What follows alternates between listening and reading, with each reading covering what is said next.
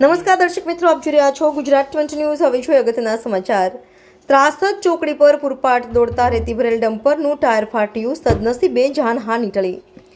Dholka Bagodara highway પર બેફામ દોડતા રેતી ભરેલા ડમ્પર ઉપર તંત્ર ક્યારે અંકુશ મૂકશે? ધોળકા પ્રાંત મામલતદાર, ખાણ ખનીજ વિભાગ, સ્થાનિક પોલીસ સહિતના તંત્રની કામગીરી પર અનેક સવાલો। ધોળકા બગોદરા હાઈવે પર ઓવરલોડ માટી ભરેલા ડમ્પરો દિવસ રાત બેફામ દોડી રહ્યા છે। બગોદરા હાઈવે પર દોડતા માટી ભરેલા ડમ્પરો દોડતા અકસ્માતનો ભય સતાવી રહ્યો છે। ત્યારે ઓવરલોડ માટી ભરેલા ડમ્પરની રોયલ્ટી છે કે પછી રોયલ્ટી વગર જ માટી ખનન ચાલી રહ્યું છે।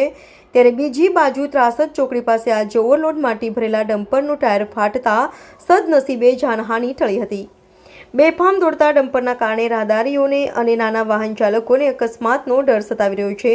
ત્યારે સ્થાનિક પોલીસ મામલતદાર, ધોળકા પ્રાંત ખાણ ખનીજ વિભાગને ઓવરલોડ આવા ડમ્પરોને કેમ દેખાતા નથી? ત્યારે ધોળકા પ્રાંત મામલતદાર, ખાણ ખનીજ વિભાગ, સ્થાનિક પોલીસ આવા ડમ્પર ઉપર તપાસ કરી કાયદેસરની કાર્યવાહી કરે તેવી લોક માંગ ઉઠી છે। ગુજરાત 20 ન્યૂઝ ધોળકા।